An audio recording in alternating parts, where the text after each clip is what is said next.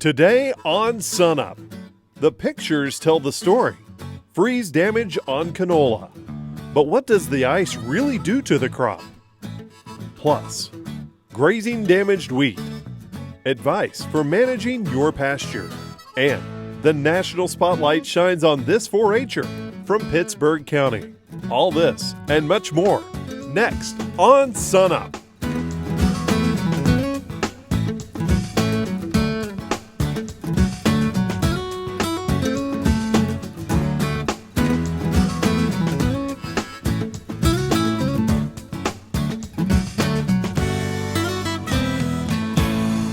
Hello everyone and welcome to SUNUP. I'm Lyndall Stout. We begin today with an update on canola. After freezing temperatures, ice, and decent moisture in some areas. Joining us now is Josh Bouchong, our winter canola specialist. And Josh, what are producers most concerned about right now?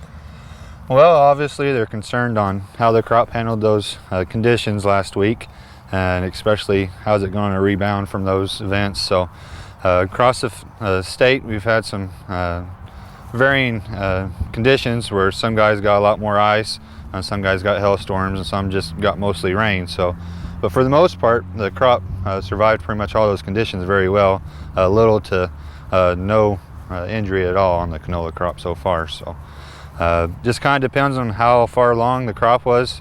If it was just in the bolting stage where we didn't have any flowers really opened yet, we just mostly had buds, that can handle a freeze down in the upper 20s without any hardly problems. If we get a little bit further in maturity where we had some plants that were flowering when the freeze and ice storms happened, the canola plant will react a little bit differently with the pods or the flowers that were opened. Typically with freezes, we'll drop those pods, so we might have a little bit of gap in the raceme where we don't have any pods formed during that freeze event. But usually the plant will compensate quite a bit. If we do drop some flowers, the plant will put on more buds usually. So it does compensate, so it's not a complete loss. Some of the crops on this main stem showed some water soaking marks on the stem, but most of them just showed a more or less of physiological response where the plants that had ice on them were curved over. But now that we had some decent growing conditions, the plant started to curve back up, and it's more or less cosmetic damage. It doesn't have any real damage to it. Some of the stems might have had some cracks in it. It's usually not a big problem if the crack's not severe. It might cause some lodging later or restrict some nutrient and water upflow, but for the most part, little to no damage across the state. Okay, so kind of proof positive that canola is a little more hardier than wheat when it comes to some of these concerns? It's really looking like it might be. Like I said, it does compensate quite a bit. Even if we did have heavy ice accumulated on the plant and we broke some of these stems, or if some of the hailstorms broke the stems off, at every leaf axis it has auxiliary buds. So if it does lose that top part of the plant, it will grow more branches and put on more buds and pods. So it might delay maturity at harvest, so we might have to wait a little bit longer. But it's usually never a complete crop failure, but it might have to have some more time to compensate. Okay. What about insect concerns? Are you seeing aphids currently? We are starting to see some across the state, and most of the time right now through harvest, we're mostly looking for cabbage aphids. They're going to be infecting the raceme of the plant, and when you're out scouting, you really have to look inside these bud clusters to really try to find them. I'm not finding any here, but they'll start to infest the raceme and they'll kind of spread out from there. So they might be in hot spots across the field. So you really have to get out and scout the best you can to see what kind of pressures you have. And typically, once you have about 15% of your racemes infested, you hit that threshold and we really need to get out and spray. So for the most part, aphids are our main concern. We have seen false chinch bugs become a problem, so be on the lookout for those, as well as variegated cutworms we saw come in last year and cause some really rapid damage to the pods. So be on the lookout, scout your fields regularly, at least once a week would be more ideal. So. Okay, Josh Bouchong, thank you very much. Josh, our winter canola specialist.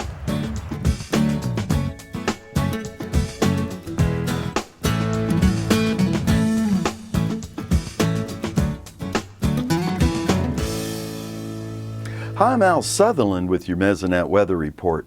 We have really seen a lot of change in our soil moisture in Oklahoma with spring. A map of 24-inch soil moisture from January 16th reminds us of just how dry everything was after a winter with little precipitation. The dark brown areas covered over half the state with values at 0 or 0.1, which is bone dry. The only dark green areas with good soil moisture showed up in the far southeast. Now, in mid-April, the fractional water index map shows most of the state with excellent soil moisture at the 24-inch depth. Only 2 sites have 0 readings, Tipton in the southwest and Goodwell in the panhandle. That doesn't mean the drought is over, but the recharge of soil moisture is the first step in drought relief. Wet soils means more runoff water when it rains to refill ponds and lakes. Wednesday's severe weather brought more moisture to the state, so we'll see how this latest round of rain adds to our soil moisture and lake levels in the days to come. Wednesday really showed how important dew point temperatures are for monitoring air moisture. A map of relative humidity from Wednesday morning at 9 a.m. showed little difference across the state and almost no variation in color. A dew point temperature map for that same date and time shows how different the air moisture was across the state. Dew point indicates how much water vapor is in the air. For storms to form, the dew point needs to be over 55 degrees. In the tan and brown areas, the dew point temperatures were in the 40s. In the green areas, the dew points were in the high 60s, close to 70. A map of dew point at 10 minutes after 1 showed the break between drier air and moist air running from Altus to Oklahoma City to Cushing to Pawhuska. It was along this line on the moist air side that the storms developed. Checking back 4 hours later at 5 p.m., there was almost no movement of the line between dry air and moist air. A radar screen from 7 minutes after 5 p.m. shows a line of storms south and east of the dry line where the dew point temperatures were in the upper 60s. How dramatic was the band of moist air across the center of our state? The biggest change in 24-hour dew points from Tuesday to Wednesday are shown as a dark green band from southwest to northeast. In the areas covered by most of that band, dew points went up nearly 20 degrees. And yes, that was the area of storm development. Dew point is one of the measurements commonly reported, but few of us understand what it means. It's worth getting comfortable with dew point values and what they tell us about the amount of moisture in the air. Thanks for joining us. We hope you'll be with us again soon for another Mesonet Weather Report.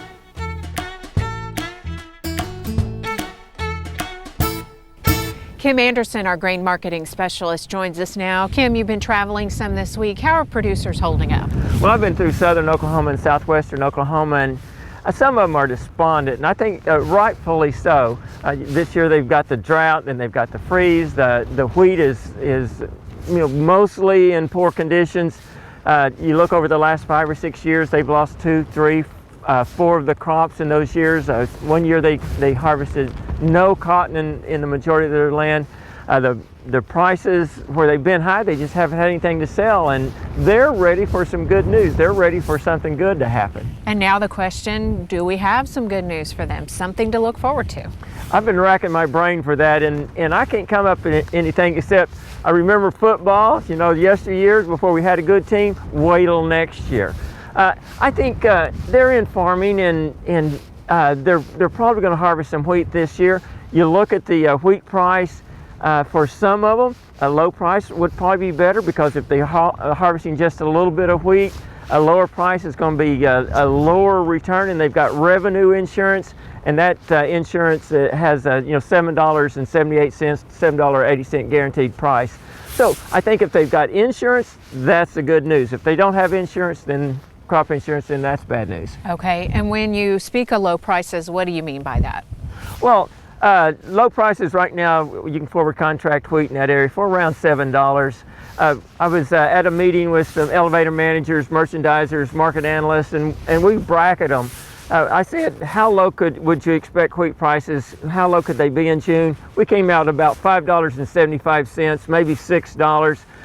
The expected price being around $7. And if you look on the upper side, I said, how high could they go? Well, if we don't get the corn planted, so we got a short corn crop, we have a short wheat crop, we could see $9.50, $10 wheat this next year. Okay, with all this in mind, should producers be forward contracting? Well, I'd say if they're concerned about the price and they're concerned about lower prices, they may want to forward contract, 10, 15% maybe, no more than 20, I don't think.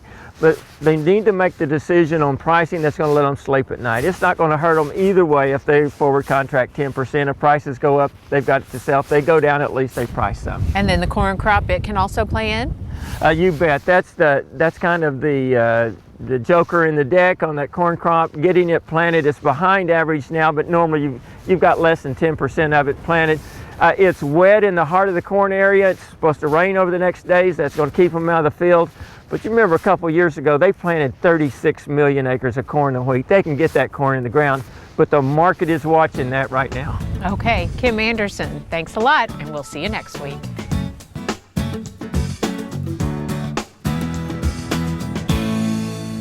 Many of you that have watched the Cow-Calf Corner for a number of years realize that I have a bit of a bias towards fall calving here in Oklahoma. But I also realize that many operations have to have spring calving in order to fit their overall program. Spring calving in Oklahoma means then that we're going to have a breeding season that goes from late spring into the summertime. It's not hard to think back to last summer and how very, very hot it got throughout a good deal of last summer, and I think that has shown up in terms of our calving pattern this spring, as well as perhaps in some cases lowered calving percentages due to the heat stress that our cattle experienced during the breeding season last summer. As we look at data from around the United States, there is a pretty consistent pattern that when late summer breeding is compared with early summer breeding, the late summer breeding will generally be lower in breeding percentages when you look at in areas of Corn Belt, Missouri, Arkansas, Southeast United States, and certainly here in the Southwest, Oklahoma and Texas. As we go into this breeding season, let's see if we can't make sure that we're doing this starting in very late April, perhaps first part of May, continuing for only about 60 days. Pull the bulls out around the first part of July, and we'll have a tighter calving season. We'll have less chance of trying to breed cattle during the intense heat of July in Oklahoma. Certainly August can get very hot as well. So I think if we will shorten that breeding season down to about 60 days, we'll get along a lot better. I hope this gives you a little better idea of what's happened to us in terms of summer breeding seasons the last couple of summers, and perhaps how that's affected our calving distributions and our calving percentages. Let's shorten our breeding seasons this year to May and June, and I think we'll get along a little bit better in the future in terms of spring and summer breeding seasons. Hey, we look forward to visiting with you again next week on SUNUP's Cow-Calf Corner. Coming off a dry winter, and now we've had some freeze damage in the state, particularly in the Southwest. So we've asked Darren Redford to join us and talk about some of the options producers have. Darren, a lot of producers, especially down in the Altus area, are trying to figure out what they've got in the field still. I guess there's a point they're looking at forage production. Let's talk about that a bit. Yeah, it's with the freeze damage, what they've noticed, they're going to notice obviously a lack of grain production, and then so the options they've got now, or how can they salvage some of the value of the forage they've got. We've been getting some questions lately about what's the, how do you know how much forage is available out in a pasture? All right, now you've got a method here to help us kind of estimate how much you've got. Talk us through that. Yeah, it is. It's an estimation method. It's kind of a quick and dirty, and it differs, from actually determining or calculating where you've actually got to go out and clip the forage. But this relationship is based on the height of the plants versus yield. And then there's some adjustments in there based on stand estimates, if you will. All right, so now right here you've put your stick out, and we're what, about 10, 12 inches? He's about 10 to 12 inches, and I would call this a fair to good stand. Fair to good stands, the yield of those are going to be somewhere between 200 to 300 pounds per inch. So if we do some quick math, we're looking at somewhere around a ton to ton and a half of forage in this particular area. Okay. Now it's going to be important because the variation that the producers look at several areas through the field. Yeah, if we go over here just a couple inches, you're down at 6 inches. inches. That particular area back over there, I would call that probably a poor plot, which means that the inch thing will still work, but the yield is going to be 100 to 200 inches, so the yield will be about half. Right. So of course this is an estimate. It's not a determination what you're definitely going to have, but I guess for producers it's a tool to help plan for what's next. Oh, it is. The advantage of this is that it's very quick. The disadvantage is there's a lot of error associated with it. All right, Darren, while we have you, I want to step over here and talk a little about pasture as well. Okay. So let's come this way.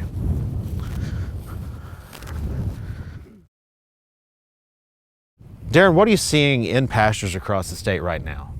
You know, I think the big difference that we're seeing in pastures this year compared to last year is that last year, somewhere toward the middle to end of March, certainly many of the warm season pastures had greened up, had a fair amount of growth of them at this point. Early in the year, we kind of thought we were going to see the same thing this year, but weather kind of came back and gave us a little bit of dose of reality, and so a lot of them had slowed back down to something that's going to be a little bit more normal. So right now we're seeing just the beginning of a lot of the warm season pastures to begin growth. Now the good news with that is that we've had some moisture here recently. The bad news, and there's still bad news, and it's not based on this year, it's based on what's happened the past couple of years. This year our pastures, even though they're beginning to green up, there is a substantial amount of moisture in the soil compared to the past couple of years. The thing that will happen is that a lot of the drought conditions are not going to disappear this year, even though we may get normal precipitation. So the growth this year is going to be dependent on what's happened the past 2 years. Okay, so the stores have got built up. Yeah, there are carbohydrate reserves. You know, a lot of the pastures are thin, so even though they're greening up, they still need an opportunity to recover some. All right, so that's talking a bit about the plants we do like, but what about the weeds? What are we seeing out there in terms of weeds? Yeah, you know, last year that was a disaster for a lot of folks. Not that they didn't try to control them, it was just because we had that extremely early spring and the growth got away from a lot of the control issues. And so I think this year with the pastures being thin, a lot of weeds weren't controlled, or because of the dry weather, we didn't get good control on them. So I think this year we will see quite a number of additional weeds or weed populations occurring in these pastures. As an example, if you look here, you can see some Bermuda grass that's beginning to green up, and then a lot of the weeds are just now beginning to emerge also.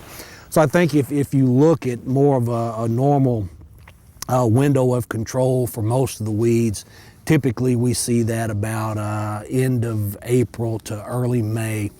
Where most of the weed seed have germinated, the grass has got a substantial amount of growth on it, and that looks like about the same pattern that we're going to be in this year. So I think growth this year will be more normal. But this is the time to be out looking, evaluating what you've got in the field? Yeah, it's a very good time because you haven't got a lot of forage growth. The weeds have got an opportunity there, so you can actually go in and see the weed population and how on top of that you think you need to be.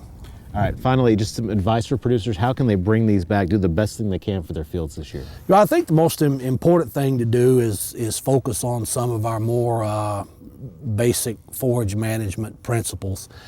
Weed control in a lot of our introduced grass pastures, such as Bermuda grass, is going to be extremely important. I think this year, if producers have a pretty decent stand of grass and have some soil moisture, a small amount of fertilization is going to allow these plants to take advantage of that soil moisture and especially some of that early growth. All right, good information as always. Darren Redford here at Oklahoma State University.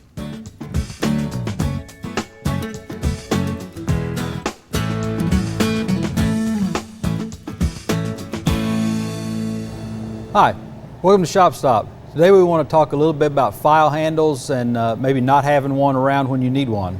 Okay, Assuming you got a file, some of them come with handles on them, some of them don't, but we've got a quick little tip that'll put a handle on that for you. You just simply take a golf ball that you found in the bar ditch laying next to the golf course somewhere, drill a hole in it, and then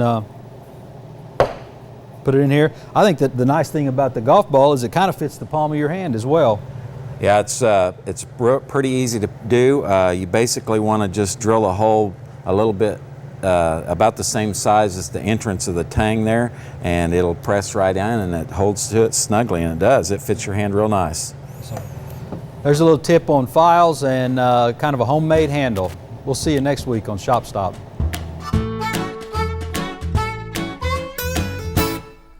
I don't think we have to tell you that it's been colder than average here across Oklahoma. Daryl, let's talk about how that's affecting the producers. You know, I think the beef industry has been impacted this spring by the colder weather, not only in Oklahoma, obviously, but the farther north you go, we've had lots of extended cold weather. Right. It's increased feed demands and forage hay demand in particular for a lot of producers. We've seen recently that beef cow slaughter has actually increased over year-ago levels. Should be below last year's levels, and in fact, if we weren't liquidating, or if we're not liquidating the herd, it should be significantly lower. And I think what we're seeing now is a little bit of short-term liquidation here that's probably the result of the fact that spring just hasn't arrived soon enough to keep some of these guys from running out of feed and having to make those decisions. And with the colder weather, people aren't grilling as much. How's that affecting the end consumer? You know, the sort of stagnant cattle markets we've had recently, I think really reflect a lack of demand. Certainly seasonally, we would be looking for some increase in demand from a grilling standpoint, if you will, outdoor activities. We haven't seen that. We have had a lot of storms all winter and you know, continuing until recently that have affected the Northeast in particular. And so all of those things seem to be holding back demand this spring. We do look for, or at least certainly there's the potential and the expectation that we will see stronger beef demand if we can get some consistently warmer weather in place. Okay, now let's broaden that out a little bit. Let's talk about the bigger picture if the cooler weather sticks around. Well, you know, the weather I think will eventually warm up, and we'll see what happens in terms of seasonal weather, but the demand concerns that we have in the market are something that maybe goes beyond that. I don't think we really know at this point. Producers have been asking me for months now, you know, what happens if there isn't enough demand to support the fact that we're going to see decreased production, and that implies higher prices as we go forward. And, you know, I still think the market is there, if you will. I think the demand will come around. Some of it's the weather, some of it's other factors related to trade. But the other side of this, the other possibility that exists out there is that there simply won't be good enough demand to support the kind of prices that fix margins in this industry. And the long run implication of that is if there's not enough demand, then the industry gets smaller. And I don't think that's a reason to be concerned yet, but it is one of the possibilities that's out there that if we just don't see the demand, then this industry will continue to go through some downsizing until we get to a point where the supply side matches the demand side. So this is not really the situation, say, a year ago. Well, you know, we've known for a time that demand was going to be particularly important. Of course, demand is always important, but we knew demand was going to play a critical role. And the longer we go on with this apparent sort of lack of demand or lackluster demand, the more it raises this question of just, you know, on a longer term sense, how strong demand is, and is it strong enough to support a bigger industry as opposed to a smaller industry. Okay, you'll keep your eye on it. Daryl Peel, Livestock Marketing Specialist here at Oklahoma State University. Finally today, the 4-H member who's making us all pretty proud. We take you to Pittsburg County for the story of Elizabeth Willis. Please forgive me. Music is an important part of life for Elizabeth Willis. Make it through. She's always performed with her mother and older sister, and a few years ago incorporated her love of music into her 4-H community service project. My community service was the Therapeutic Equestrian Association of McAllister. Her work directly benefits people like 10-year-old Wyatt Robbins. Elizabeth organized a community 4-H music festival to raise money for the riding program, $10,000 in all. Even though she doesn't get to come to the barns as often as I think she would like, her presence is there every day, because without what she has done for us, we wouldn't be able to continue to function, because she has provided a lot of financial support. Pittsburg County 4-H educator Mike Carter worked closely with Elizabeth. Elizabeth Willis has has set the bar really in Pittsburgh County for not only for ambassadors and teen leaders, but for what we do in 4-H. She has chosen a group that she feels very passionate about, and she's found a way to help them with her talent. And people outside of Pittsburgh County are noticing. Elizabeth is this year's winner of the National 4-H Youth in Action Award. I was literally speechless, and I kind of thought they told the wrong person. But whenever I actually read the email that they sent me, and it wasn't just my mom telling me, hey, you won, but I actually got to see it documented, then I kind of realized that I actually did, and it took my breath away. She went to New York City to accept the honor at the 4-H Legacy Award Gala just this week. Basically a free trip to New York City, and while I'm there, I'll get to see how the New York City school is ran, because I'll be attending a couple of their classes. And then I'll go to a gala and receive the award, and they'll do a 6-minute video over what the team is and why I won the project. And then I give an acceptance speech and hopefully get to see some of New York and come back home. As excited as Elizabeth is, her mother Rachel is also overjoyed.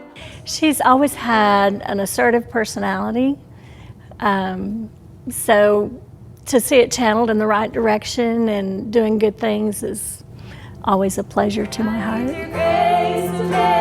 And the entire community is proud of their hometown girl.